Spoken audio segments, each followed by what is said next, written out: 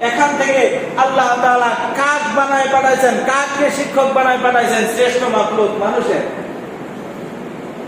কথা বুঝেন নাই? আশরাফুল মাখলুকাত কে?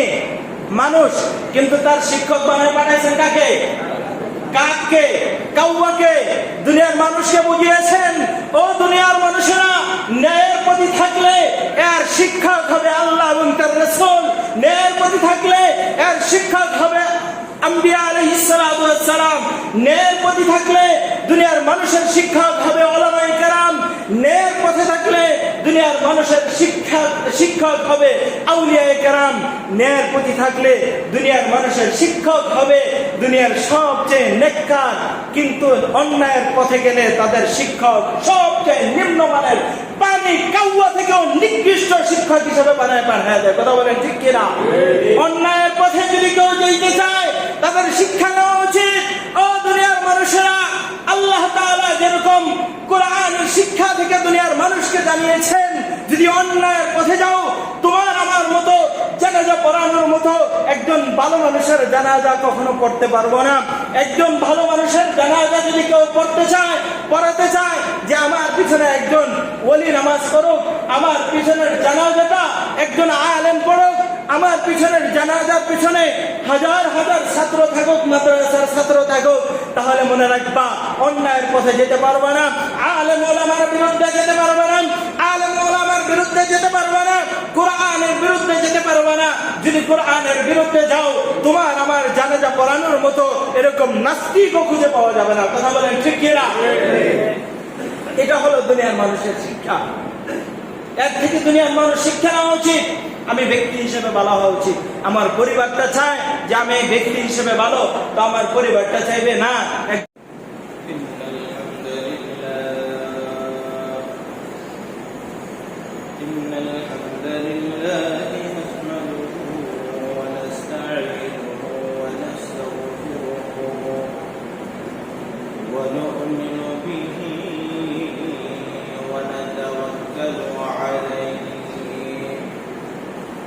ونعوذ بالله من شرور أنفسنا ومن سيئات أعمالنا من يهده الله فلا مضل له ومن يضلل فلا أي فلا تجد له وليا مرشدا ونشهد أن لا إله إلا الله وحده لا شريك له لا ند له ولا ند له ولا مثل له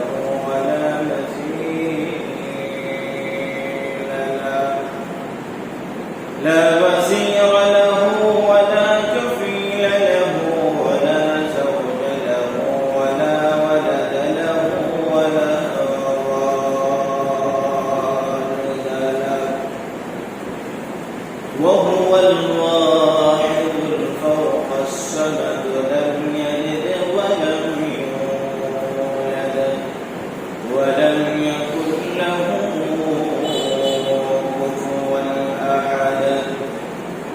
ونشهد أن سيدنا وسندنا وحبيبنا وحبيب ربنا وطبيبنا وطبيب قلوبنا وأرواحنا ومولانا محمدا عبده ورسوله الذي أرسل إلى الناس كافة بشيرا ونذيرا وداعيا إلى الله بإذنه وسراجا منيرا. أما بعد فقد قال الله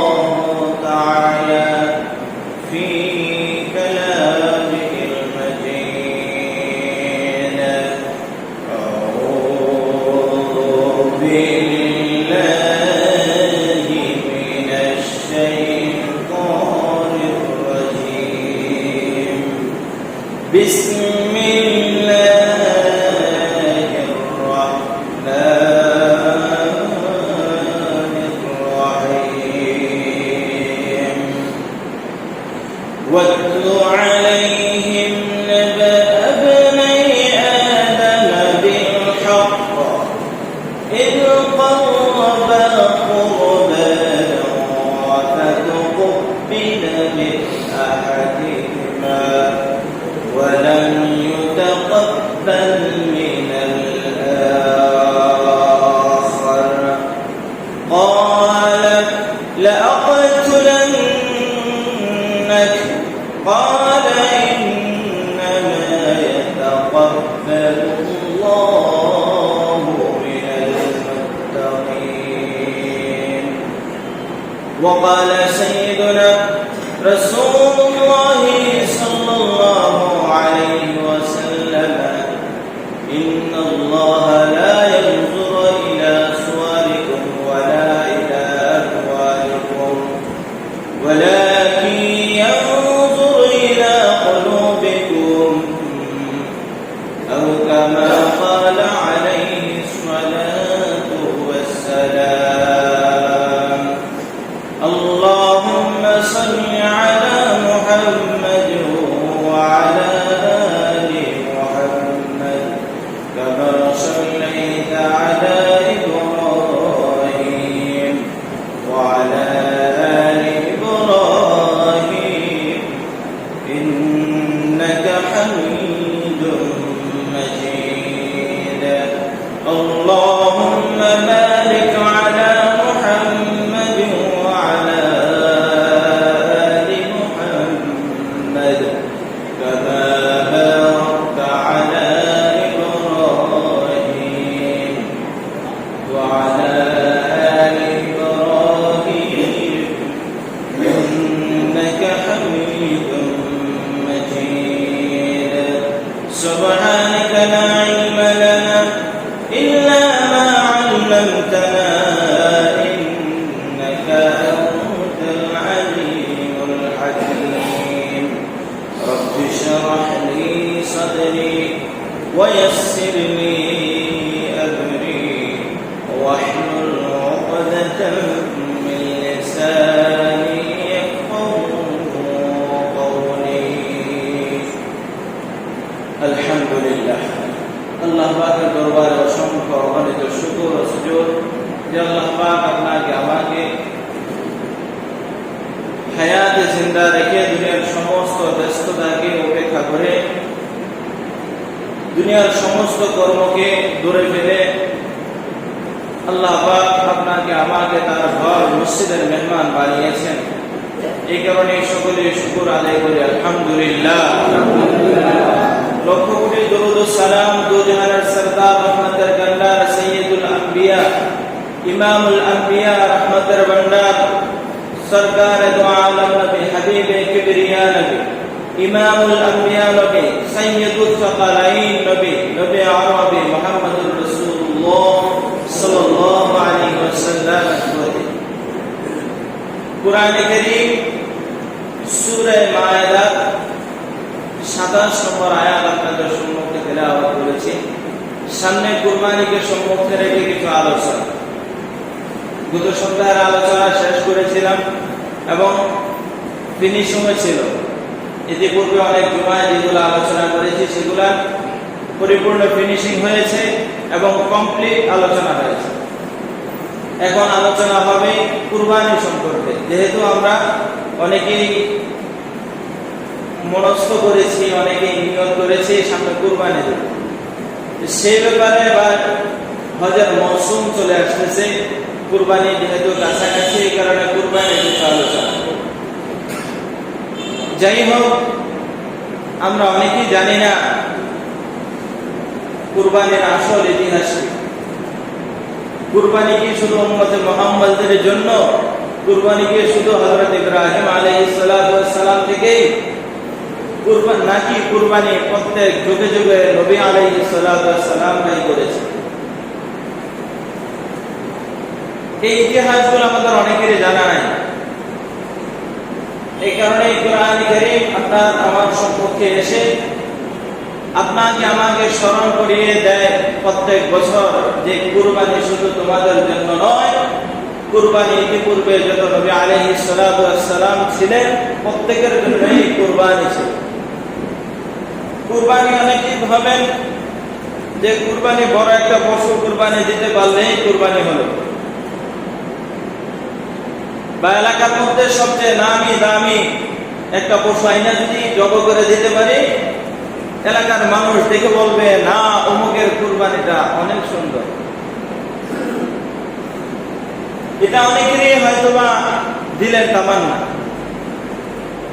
কেউ এরকম ভাবতে পারে যে এই এলাকা নয়, আশেপাশের কোনো বাজার থেকে নয়, বাংলাদেশের সবচেয়ে বড় বাজার গাবতলী বাজার থেকে গিয়া কুরবানির পশু এনে জবাই করবো এবং সবচেয়ে দামি কুরবানিটা আইনা আমার ঘরের সামনে যখন এলাকাটা কয়েকটা রাউন্ড দেওয়াবো, রাউন্ড দেওয়ানোর পরে এলাকার মানুষ জানবে কুরবানির দিন এটা সুন্দর করে সাজায়া ফুলের মালা দিয়ে এটা জবাই করবো। এটা আমাদের অনেকের ধারণা হতে পারে। ভাই, কুরবানি এটার নাম নয় যে আপনি একটা পশু ক্রয় করলেন, এই পশুটা ক্রয় করেই আপনি জবাই দিলেন আর সেটার গোশত আপনি খাইলেন, আশেপাশের কাউকে দিলেন, এটার নাম কুরবানি না। কুরবানি কি সেটা রব্বুল আলামিন সূরা মায়দার এই 27 নম্বর আয়াতের মধ্যে পরাক্রমভাবে একের পর এক আয়াত উল্লেখ করে দুনিয়ার মানুষকে বুঝিয়েছেন, ও দুনিয়ার মানুষেরা, তোমরা যে ধারণা করছো, তোমরা যে শোহরাত এবং নামের জন্য কুরবানি দিচ্ছ, এটা আসলে কুরবানি নয়। কুরবানি কোনটা? হযরত আদম আলাইহিস সালাতু ওয়াস সালামের সন্তানের দিকে তাকায় দেখো তাদের কুরবানিটা কি ছিল, কেন তাদের একজনের কুরবানি কবুল হলো আরেকজনের কুরবানি কবুল হলো না। রব্বুল আলামিন বলেন, ওয়াতলু আলাইহিম নাবা ইবনাই আদম বিল হাক্কি ইয ক্বাররাবা কুরবানা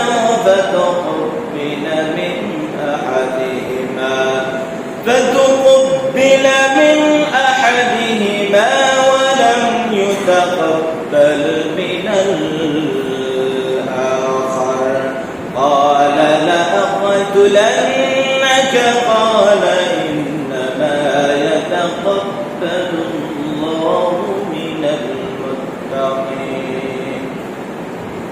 রব্বুল আলামিন বলেন, স্মরণ করুন সেই দিনকে যেই দিন তার সন্তানেরা স্মরণ করে দিন দুনিয়ার মানুষদের সামনে আপনার উম্মতকে আপনি জানাই দিন, তাদেরকে আপনি পড়ে শোনায় দিন, নাবা ইবনাই আদম বিল হক, হযরত আদম আলাইহিস সালাতু ওয়াস সালামের দুই সন্তানের ঘটনা তাদের সামনে কোনো কিছু লুকোচুরি ব্যতীত একেবারে সত্য সহকারে তাদের সামনে প্রকাশ করুন। বিশ্বনবীকে আল্লাহ তাআলা এই আয়াত নাযিল করে বুঝিয়েছেন। এই আয়াতের মধ্যে একটা শব্দ উল্লেখ করেছেন, চয়ন করেছেন, বিল হক, সত্য সহকারে। তার মানে বোঝা গেল, ও ঐতিহাসিক যারা আছো, ইতিহাস যারা লেখো, পৃথিবীর মধ্যে বুকে যারা ইতিহাসের বা ঐতিহাসিক নামে পরিচিত, তোমাদেরকে আল্লাহ তাআলা এখানে একটা দিক নির্দেশনা দিয়েছেন, তোমরা ইতিহাস লিখতে গিয়ে কখনো নড়বড় করবা না, মিথ্যার আশ্রয় গ্রহণ করবা না। বর্তমান মানুষ ম্যাক্সিমাম এরকম দেখা যায়, যারা ইতিহাস লেখেন কিছু নড়বড় করেই তারা ইতিহাস লেখেন। যেমন হযরত হাসান আর হুসাইন রাদিয়াল্লাহু তাআলা আনহু এবং হযরত হাসান হুসাইন রাদিয়াল্লাহু তাআলা আনহুদের যে ঘটনা আছে, কারবালার যে ঘটনা আছে, এই ঘটনার মধ্যে অনেক কিছুই বাড়িয়ে বলতে বলতে এমন অবস্থা হয়েছে, হাদিসের কথা বা সাহাবীদের কথাকে বিকৃত করে করে তারা বাড়িয়ে বাড়িয়ে অনেক ঘটনা উল্লেখ করেছে। শুধু তাই নয়, অন্যান্য যে ঘটনা আছে, শুধু ইসলামের ক্ষেত্রে নয়, দেশের ক্ষেত্রেও ইতিহাস লিখতে গেলে কখনো মিথ্যার আশ্রয় গ্রহণ করবা না।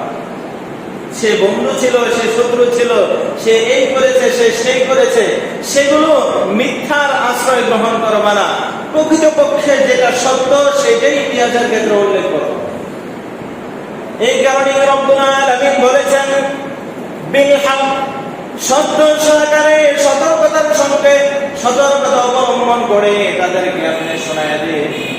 কারণ হলো ইতিহাস বর্ণনার ক্ষেত্রে যদি কেউ বিকৃত করে, ইতিহাস বিকৃত করে, ইতিহাসের মধ্যে মজা আছে কিন্তু আসল জিনিসটা সেখানকার মধ্যে খুঁজে পাওয়া যায় না। এরপরে রব্বুল আলামিন বলেন ইতিহাসটা কি, ইয ক্বাররাবা কুরবানা ফাতুকবিলা মিন আহাদিহিমা ওয়া লাম ইউতাকাব্বাল মিনাল আখার। তাফসীর ইবনে কাসীর, তাফসীর মাজহারি প্রতিটা কিতাবের মধ্যে উল্লেখ করেছেন এই ঘটনাগুলো। হযরত আদম আলাইহিস সালাতু ওয়াস সালামের সন্তান ছিল সন্তান, দুটো সন্তানের ব্যাপারে আয়াত নাযিল হয়েছে। একজন সন্তানের নাম হলো হাবিল, আরেকজন সন্তানের নাম হলো কাবিল। নাম কি? একজনের নাম হলো হাবিল, আরেকজনের নাম জোরে বলে আরেকজনের নাম। এই হাবিল আর কাবিল বর্তমান যুগেও এরকম নাম আছে না নাই? হাবিলের নাম না জানলো কাবিলের নাম অনেকেই জানে।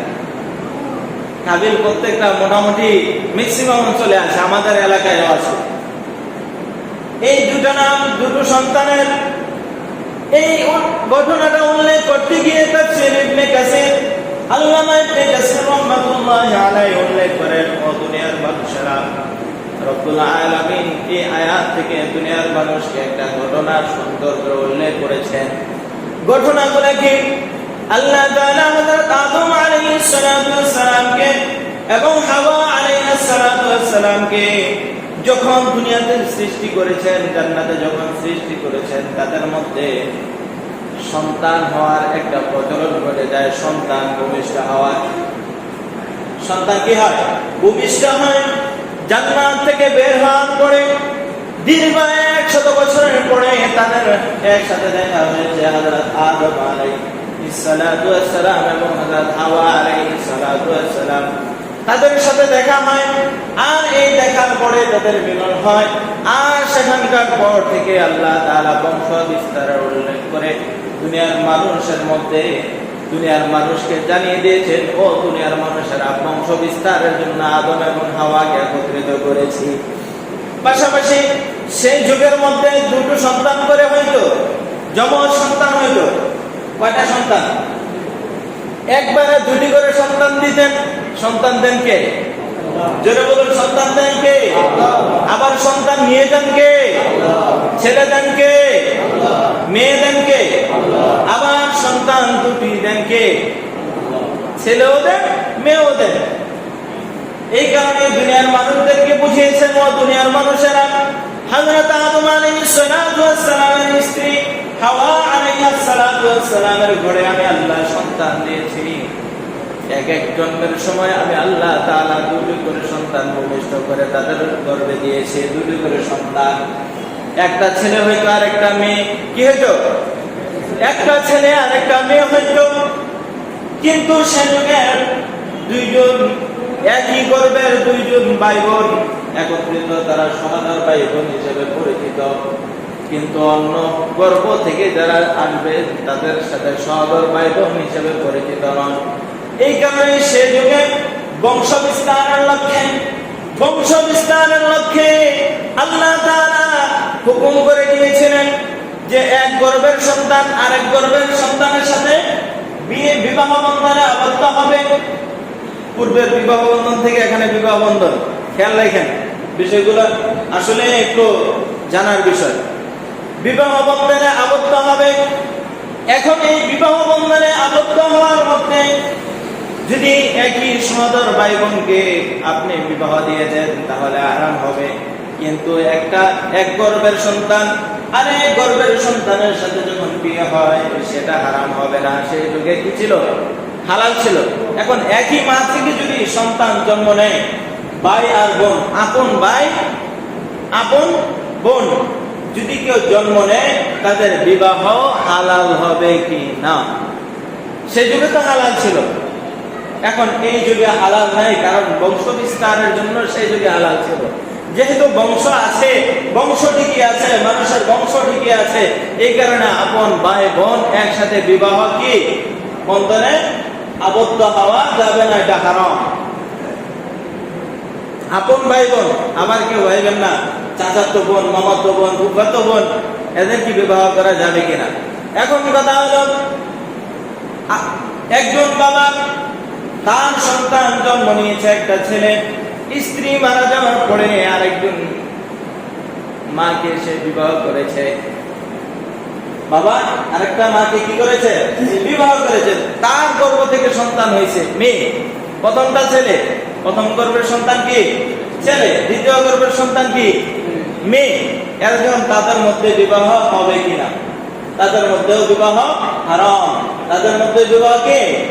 হারাম। এই বিষয়গুলো খেয়াল রাখি। আরেকটা বিষয়, আমাদের সমাজে কিছু কিছু মানুষ দেখা যায় সন্তান হওয়ার পরে যখন ছোট, মা দুধ পান করাইতে পারে না, দেখা গেল খালা দুধ পান করায় অথবা মামি দুধ পান করায়।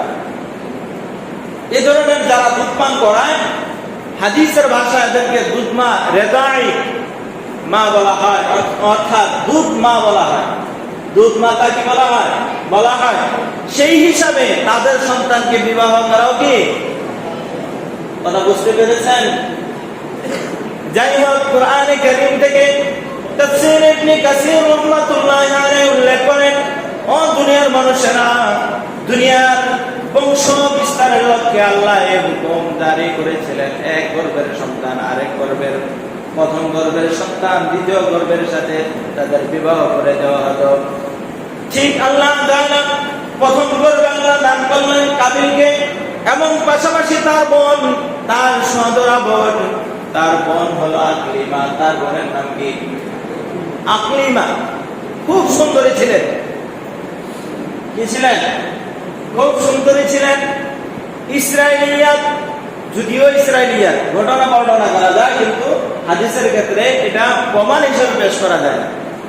তাফসীরে মাজহারের মধ্যে আল্লামা সানাউল্লাহ কানিপতি রাহমাতুল্লাহি আলাইহি উল্লেখ করেন, হযরত কাবিল হযরত আদম আলাইহিস সালাতু ওয়াস সালামের সন্তান, একজনের নাম হলো কাবিল আর সন্তান আরেকজনের নাম হলো কি? আকলিমা। এই দুইজন ভাই বোন তারা জান্নাতের মধ্যে জন্ম নিয়েছে। কোথায়? কোথায় বলেন? ইসরাইলিয়া। কথাটা বলতেছি ইসরাইলিয়া, অর্থাৎ এই ঘটনার মধ্যে সংমিশ্রণ আছে, সত্য মিথ্যা সংমিশ্রণ আছে, এবং বেশিরভাগই মিথ্যা কথা। ইসরাইলিয়াত যেমন বনি ইসরায়েলের গোত্রের লোকের কথা তো আপনারা শুনেছেন, তারা ম্যাক্সিমাম মানুষগুলো কথা বলতে গেলে এমন কথা বলতো জবানের মধ্যে আটকাইতো না। এখন বর্তমান যুগে অনেক মানুষ আছে, যখন বেশি কথাবার্তা বলতে শুরু করে তখন জিজ্ঞাসার সম্মুখীন হতে হয় যে, ভাই তুমি কি বনি ইসরায়েলের লোক নাকি? কি তুমি কি বনি ইসরায়েলের লোক নাকি? আজকাল এক জায়গায় বসেছি, সেখানে বসে এমন কতগুলো কথা শুনলাম, দুঃখজনক। আমরা মুসলমান, কিন্তু আমাদের ভাষাগুলো এত অশালীন হয়ে গেছে বলার বাহিরে। কথায় কথায় গালি আর গালি, কথায় কথায় গালি আর গালি। আরে ভাই, এটা কি মুখ নাকি অন্য কিছু? আমি প্রথম ভাবছিলাম যে হয়তোবা সে কোনো বন জঙ্গল থেকে আসছে। আমি জিজ্ঞাসাও করেছিলাম, ভাই সে কোন জঙ্গলের প্রাণী? সে কোন জঙ্গলের প্রাণী? আপনারা শুনে আমার কথাটা একটুই অনেকেই দ্বিধাদ্বন্দ্বে পড়ে যাবেন যে, হুজুর আপনি আবার জঙ্গলের প্রাণী কেন বলতে গেলেন?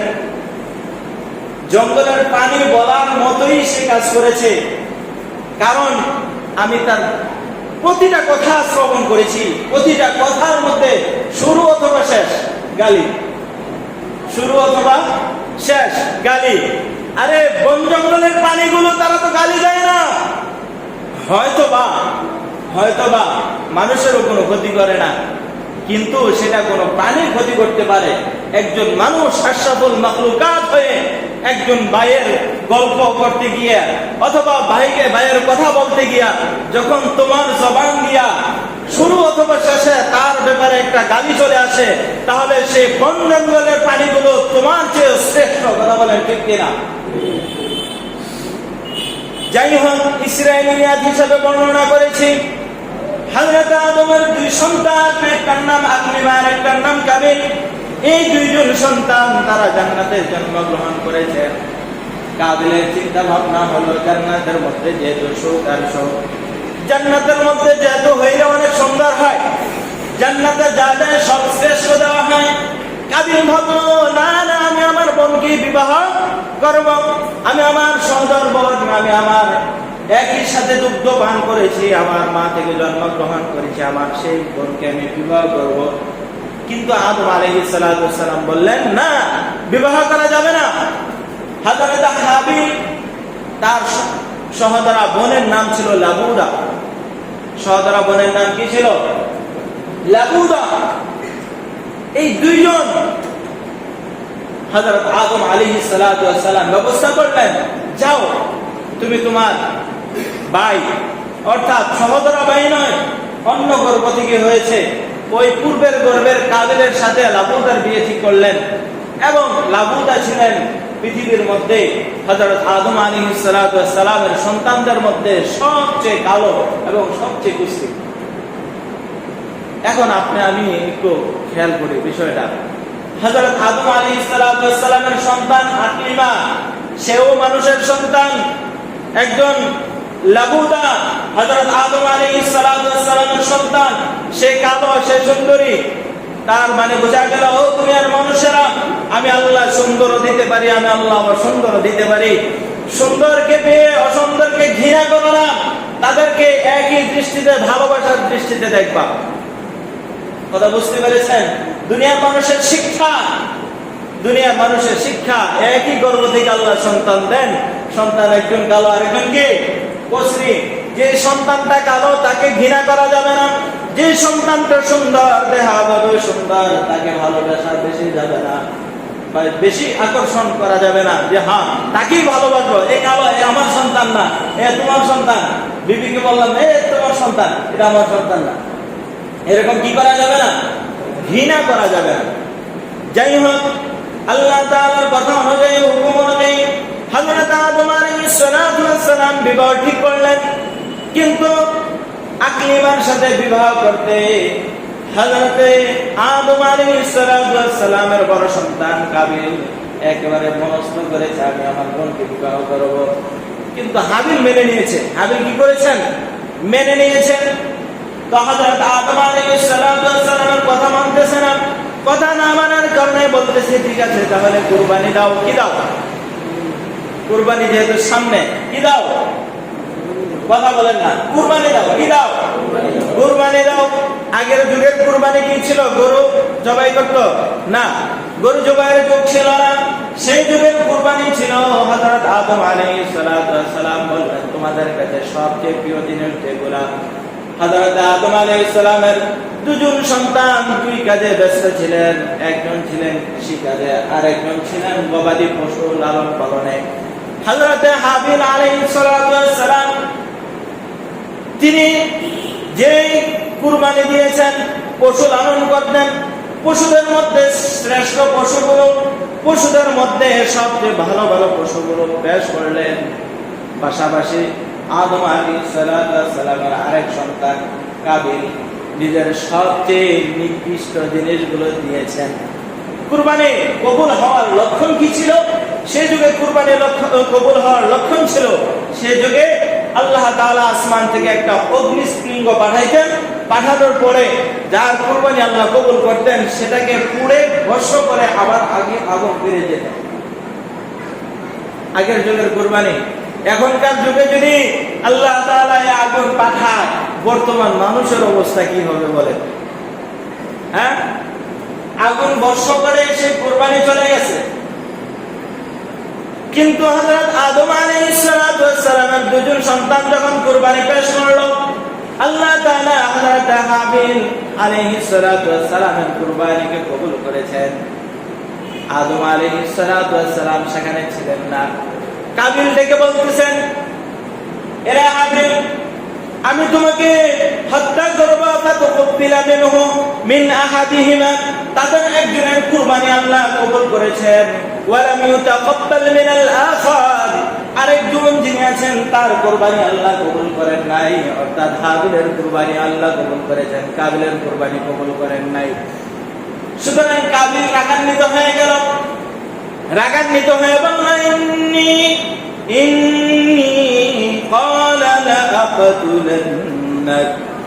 কাবিল বলল আমি তোমাকে হত্যা করব। কি করব?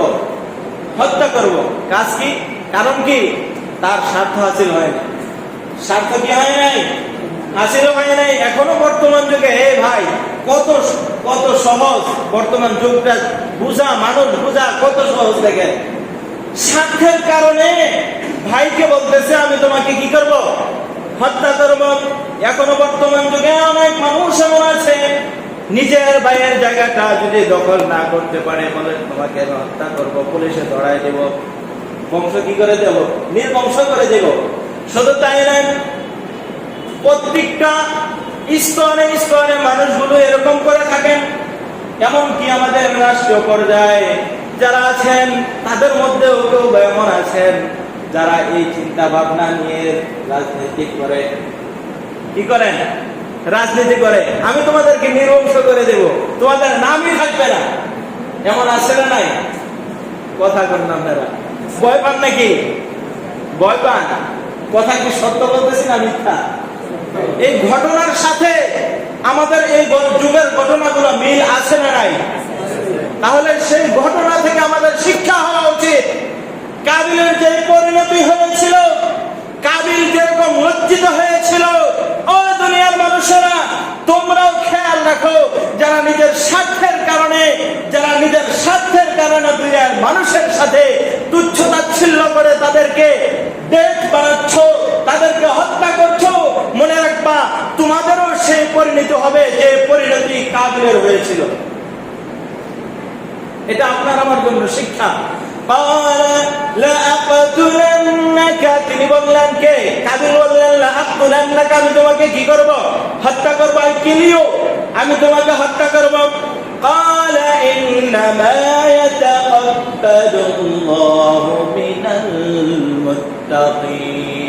কিন্তু হাবিল কি বললেন? হাবিলের স্বর কি ছিল? আসো আমাকে হত্যা করতে আসো, আমি কি তোমাকে ছেড়ে দিব? এরকম উত্তর ছিল না। তিনার উত্তরটা কি ছিল? উত্তরটা ছিল বড় ভাই আপনি আমাকে হত্যা করবেন কেন? হত্যা করবেন? আল্লাহ যাকে কবুল করেছেন তার তাকওয়ার কারণে আল্লাহ কবুল করেছেন। কিসের কারণে কবুল করেছেন? তাকওয়ার কারণে আল্লাহ এই কুরবানি কবুল করেছেন। আপনি কেন আমাকে হত্যা করবেন? ইন্নামা ইয়াতাকাব্বালুল্লাহু মিনাল মুত্তাকিন। কারণ আল্লাহ কবুল করেছেন এটা মুত্তাকিনদের কুরবানি। মুত্তাকিনদের কুরবানি কবুল করেছেন। এর থেকে দুনিয়ার মানুষের শিক্ষা আল্লামা ইবনে কাসির রাহমাতুল্লাহি আলাইহি উল্লেখ করেন, ও দুনিয়ার মানুষেরা তোমরা যখন কুরবানি দিবা তাকওয়াকে অবলম্বন করবা। অর্থাৎ তাকওয়া যদি না থাকে কুরবানি কবুল হবে না। সুতরাং তাকওয়া যদি তোমার ভেতরে অর্জন করতে পারো, তোমার অল্প কুরবানি সেটা কবুল করে নেবে কে? এটাই আল্লাহ তাআলা বুঝিয়েছেন, ইন্নামা ইয়াতাকাব্বালুল্লাহ। আল্লাহ কোনটা কবুল করেন? মিনাল মুত্তাকিন, যার ভিতরে তাকওয়া আছে সেটাই আল্লাহ কবুল করেন। কথা বুঝতে পেরেছেন? এখন তাকওয়া যদি না থাকে, বড় পশু কুরবানি দিলাম, কুরবানি দেওয়ার পরে সেটা কবুল হবে? তাকওয়া না থাকলে কবুল হবে না। সুতরাং মনে রাখতে হবে, তাকওয়া অর্জন করে যদি কেউ কুরবানি দেয়, পশুটা কম দামের হোক, পশুটা সুন্দর সাদামাটা হোক, কিন্তু সেটা আল্লাহ কবুল করবেন। এরপরে আল্লাহ রাব্বুল আলামিন বলেন, হযরত হাবিল আলাইহিস সালাতু ওয়াস সালাম কাবিলের সন্তান, তিনি বলতেছেন লাইন বাসাত্তা। ঘটনা শেষ না, আল্লাহ কবুল করেন মুত্তাকিনদের। শুধু এতটুকুই নয়, তিনি বলতেছেন লাইন বাসাত্তা ইয়াদাকা ইলাইয়া ইয়াদাকা লিতাকতুলানি। যদি তুমি তোমার হাত আমার দিকে প্রসারিত করো, আমাকে হত্যা করার জন্য যদি তুমি তোমার হাত আমার উপর উত্তোলন করো, বা আনা বিবাসিতি ইয়াদাইলাইকা লাআকতুলাকা লিআকতুলাক। আমি আমার হাত তোমার উপর তুলব না, আমি আমার হাতকে তোমার দিকে প্রসারিত করবো না তোমাকে মারার জন্য। এই ঘটনা থেকে আমাদের শিক্ষা নেওয়া উচিত। এই ঘটনা থেকে আমাদের কি নেওয়া উচিত? তার মানে এই ঘটনা থেকে আপনারা বুঝতে পারলেন যে না, আমার ভাই যদি আমার মারে তাহলে গাড়টা নিচু করে দেবো, নেন আরো কয়েকটা দেন। এটাই শিক্ষা, এটা শিক্ষা নয়। আল্লাহ ইবনে কাসির রাহমাতুল্লাহ আলাইহি উল্লেখ করেন, ও দুনিয়ার মানুষেরা, এই কথার অর্থটা হলো দুনিয়ার মানুষদেরকে শিক্ষা দিয়েছেন, তুমি আমাকে হত্যা করার জন্য আমাকে যদি হাত বাড়াও তবে আমি প্রতিবাদী হয়ে দাঁড়াবো। কি হয়ে দাঁড়াবো? বুঝেন নাই আপনারা? প্রতিবাদী হয়ে দাঁড়াবো, আমি রুখে দাঁড়াবো। তবে আমি প্রথমে তোমাকে কতল করার জন্য তুমি আমাকে হত্যা করবা। আমাকে যদি আগামীকাল হত্যার হুমকি দাও, আমি তোমাকে আজকেই কতল করব না, বা আগামীকাল আমাকে হত্যার পূর্বে আমি তোমাকে হত্যা করব না। এটার অর্থ হলো এটা, অর্থাৎ আমি প্রথম তোমার উপর হাত তুলব না। অর্থাৎ হাত যখন তুলবা, হাত আমার দিকে বাড়ালে আমি আমার হাত তোমার দিকে বাড়াবো না। তবে তোমার হাত ফিরিয়ে দেওয়ার জন্য, তোমার এই হাত ফিরিয়ে দেওয়ার জন্য আমি হাত প্রসারিত করব। অর্থাৎ আমার উপর যদি কোনো মার আসে, আর মারকে ফিরিয়ে দেওয়ার জন্য আমি নিজেকে রুখে দাঁড়াবো। দুনিয়ার মানুষদেরকে শিক্ষা দিয়েছেন, দুনিয়ার মানুষেরা যদি তোমাদের উপর কখনো জুলুমের শিকার হও, তোমরা যদি কখনো জুলুমের শিকার হও, অত্যাচারিত যখন হয়ে যাও, তখন তোমরা রুখে দাঁড়াবা। কি দাঁড়াবা? কথা বুঝেন নাই? রুখে দাঁড়াবা। প্রথমেই তাদের উপর জুলুম করবা, অর্থাৎ রুখে দাঁড়াবার জন্য যা কিছু প্রয়োজন, যদি সংগ্রামের প্রয়োজন হয় সংগ্রাম করো, যদি লাঠির প্রয়োজন হয় লাঠি নাও, যদি অস্ত্রের প্রয়োজন হয় অস্ত্র নাও। তবে মনে রাখবা, তোমরা বাঁচার জন্য লড়তেছ, তোমরা আরেকজনকে কতল করার জন্য লড়তেছ না। এই আয়াত থেকে এটা শিক্ষা। দেখেন কতগুলো শিক্ষা আল্লাহ এই আয়াত, এই তাফসীরের মধ্যে রেখেছেন। কেন আমি প্রথমে কেন হাত উত্তোলন করব না? হাবিল বললেন, কেন আমি তোমার দিকে হাত প্রসারিত করব না তোমাকে মারার জন্য? কেন? ইন্নী আখাফুল্লাহ রাব্বাল আলামিন। কারণ হলো আমি রব্বুল আলামিনকে ভয় করি। ভয় করি কাকে? জোরে বলেন, ভয় করি কাকে? আমরা ভয় করি কাকে? রব্বুল আলামিনকে ভয় করি। এই আয়াতের সূত্র দিয়া, আয়াতের শেষ অংশে কথাটা এনে দুনিয়ার মানুষদেরকে বুঝিয়েছেন, ও দুনিয়ার মানুষেরা, যখন জুলুম তোমার ভিতরে যখন আস্তে আস্তে আসতে শুরু করে, যখন তোমার ভিতরে হায়াওয়ানাত জাগতে শুরু করে, তখন তুমি মনে রাখবা, ইন্নী আখাফুল্লাহ, আমি আল্লাহকে ভয় করি। সাথে সাথে হিংস্রতা দূর হয়ে যাবে। কথা বলেন ঠিক কিনা? আমি আল্লাহকে ভয় করি। এই জিনিসটা যদি তুমি মনে রাখো, তাহলে মনে রাখবা দুনিয়ার কোন মানুষের উপর জুলুম করবা না, মানুষের হাত মেরে খাবা না, মানুষকে হত্যা করতে পারবা না, মানুষের অর্থ করে কখনো জবর জুলুম করে দখল করতে পারবা না, মানুষের লুট করতে পারবা না, যদি তোমার ভিতরে এই ভয়টা থাকে, আল্লাহর ভয়। কথা বলেন ঠিক কিনা? শিক্ষা, কতগুলো শিক্ষা আল্লাহ এই আয়াতগুলোতে রেখেছেন। কেন? পাশাপাশি আরো বলতেছেন, ইন্নী উরিদু আন তাবুআ বিইসমি। ঘটনাটা শেষ করে দেই নাকি? হ্যাঁ, শেষ করে দেই। অল্প একটু আছে, বেশি না, বেশি কিছু বলবো না। বাকি এই আয়াতের উপরে অর্থের মধ্যে প্রাসঙ্গিক সামথিং একটু আলোচনা। হযরত হাবিল আলাইহিস সালাতু ওয়াস সালাম তিনি বললেন, ইন্নী উরিদু, আমি তো চাই, তুমি আমার ওয়া ইসমিকা, এবং তোমার পাপের বোঝা বহন করো, আমার এবং তোমার পাপের বোঝা বহন করো। এখন কথা হলো, তাহলে বোঝা গেল, এখন নাউযুবিল্লাহ, আগে বলি নাউযুবিল্লাহ, এখান থেকে বোঝা গেল যে হাবিলও অন্যায় অপরাধী ছিল, অপরাধী ছিল না, অপরাধী না। তবে আমি হাত তুলতে গিয়ে, আমি হাত তোমার রুখে দিতে গিয়ে, যদি আমার কোনো ধরনের আঘাতে তোমার কোনো ক্ষতি হয়ে যায়, আমার কোনো আঘাতে কি হয়ে যায়? ক্ষতি হয়ে যায়। আর সেই ক্ষতির কারণে যদি আল্লাহ কোনো পাপ লিখে রাখে, তাহলে সেই পাপের ভাগীও তুমি হয়ে যাও। সেই পাপের ভাগীও কি হয়ে যাও? তুমি হয়ে যাও। আমি তো এটা চাই যাতে আমার পাপ এবং তোমার পাপ, দুজনের পাপ বহন করে, ফাতাকুনা মিন আসহাবিন নার, যাতে তুমি জাহান্নামী হয়ে যাও। ওয়াযালিকা জাযাউয যালিমিন। তাহলে এই আয়াত থেকে অনেকে ভাবতে পারেন যে একজন ভাই কি চাইতে পারে আমার ভাই জাহান্নামে যাক? অনেকের দিলে এরকম প্রশ্ন আসতে পারে যে আমার ভাই জাহান্নামে চলে যেতেছে, আমার তো চেষ্টা থাকা উচিত যে আমার ভাইকে জাহান্নাম থেকে বাঁচায়। তাহলে এখানে হাবিল কিভাবে বললেন আমার এবং তোমার বাপের বোঝা বহন করে তুমি জাহান্নামে চলে যাও? তাহলে ভাই কিভাবে চাইবে? এই আয়াত থেকে আল্লামা ইবনে কাসির রাহমাতুল্লাহি আলাইহি উল্লেখ করেন, ও দুনিয়ার মানুষেরা, এই আয়াত থেকে বুঝিয়েছেন যাতে করে দুনিয়ার মানুষ জুলুম থেকে বাঁচতে পারে। কারণ জুলুমের শেষ হলো কোথায়? জাহান্নাম। জুলুমের শেষ হলো কোথায়? জোরে বলে, জুলুমের শেষ হলো কোথায়? এটাই শিক্ষা দেওয়ার জন্য তিনি বলছেন তুমি যাতে জাহান্নামী হয়ে যাও। যদি জাহান্নামী হতে না চাও তাহলে নিজেকে জুলুম থেকে বাঁচাও, নিজেকে জুলুম থেকে বাঁচাও। এই কারণে তিনি বললেন শুধু এতটুকুই নয়, ওয়াযালিকা জাযাউয যালিমিন। তিনি বললেন জালিমদের সবচেয়ে নিকৃষ্ট ঠিকানা হবে এটাই জাহান্নাম। এরপরে রব্বুল আলামিন বলেন ফাতাওয়াত নাফসুহু ক্বাতালা আখিহি ফাকাতালাহু ফাআসবাহা মিনাল খাসিরিন। শয়তান ওয়াসওয়াসা দিতে দিতে তাকে এক পর্যায়ে তাকে হত্যাই করাবে। তো হত্যা যখন করাবে, শয়তান ওয়াসওয়াসা দিতে দিতে তাকে হত্যা করাইলো। তারপরে কি করলো? ফাআসবাহা মিনাল খাসিরিন, অর্থাৎ কাবিল সে ক্ষতিগ্রস্তদের অন্তর্ভুক্ত হয়ে পড়লো। তাবাআসাল্লাহু গুরাবান, এরপরে আল্লাহ একটা কাক পাঠাইছেন। কি পাঠাইছেন? জোরে বলি, কি পাঠাইছেন? কাক পাঠাইছেন। কাক, কাক চিনেন না? কা কা করে যে কাউয়া, কাউয়া বলেছিলেন, কাক বলেছিলেন না। যাই হোক, কাক পাঠাইলেন। ফাবাআসাল্লাহু গুরাবান, আল্লাহ তাআলা কাক পাঠাইলেন। ইয়াবাতু বিল আরদি লিউরিয়াহু, সেই কাকটা আস্তে আস্তে জমিন খুঁড়তেছে।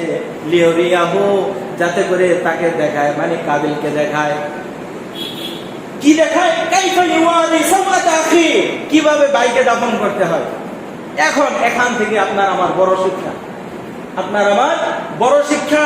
যদি ব্যক্তিগতভাবে শিক্ষা নিতে পারি, এখান থেকে শিক্ষা উচিত। যদি আমার পারিবারিক জীবনে শিক্ষা নিতে পারি, এখান থেকে শিক্ষা উচিত। রাষ্ট্রীয় জীবনে শিক্ষা নিতে চাইলে, সামাজিক জীবনে শিক্ষা নিতে চাইলে এই শিক্ষা নেওয়া উচিত। এর থেকে দুনিয়ার মানুষ শিক্ষা নেওয়া উচিত। আমি ব্যক্তি হিসেবে ভালো হওয়া উচিত। আমার পরিবারটা চায় যে আমি ব্যক্তি হিসেবে ভালো, তো আমার পরিবারটা চাইবে না একজন হুজুর আলেম ওনার পিছনে জানাজাটা পড়া। এটাই তো শিক্ষা দিচ্ছে একজন কাউয়া শ্রেষ্ঠ মাখলুক মানুষকে শিক্ষা দিতেছে। এও ভাইয়েরা, প্রিয় ভাইয়েরা, এখন থেকে আপনি জানার বিষয়, আপনার আমার জানার বিষয়। তাহলে কি হযরত আদম আলাইহিস সালাম সে যুগে কি মাটিতে দাফন করার পদ্ধতি জানতেন না? এটা আপনার আমার মনের প্রশ্ন। আদম আলাইহিস সালাম কি জানতেন না? হ্যাঁ, তিনি জানতেন, তবে ওনাকে শিক্ষক বানান নাই। কারণ হলো কাজটা করছে জুলুমের। কাজটা করছে কি? জুলুমের।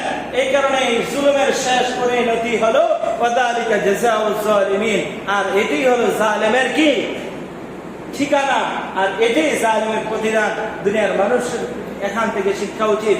সামনে কুরবানিকে লক্ষ্য করে আমরা যারা কুরবানির জন্য নিয়োগ করেছি তাদের জন্য উচিত যে আমাদের ভিতরে তাকওয়া, পরহেজগারিতা, মুত্তাকি হওয়া বা পরহেজগারিতা, খোদাভীরুতা অর্জন করা। 1 নম্বর পদ্ধতি। 2 নম্বর পদ্ধতি হলো আপনার আবার মনোভাবগুলো ভালো হওয়া। পশু কিনবো, সেটার মধ্যে টাকার চিন্তা না করা যে হ্যাঁ টাকা কত টাকা না কত টাকা খরচ হয়ে যায় কুরবানি দেবো।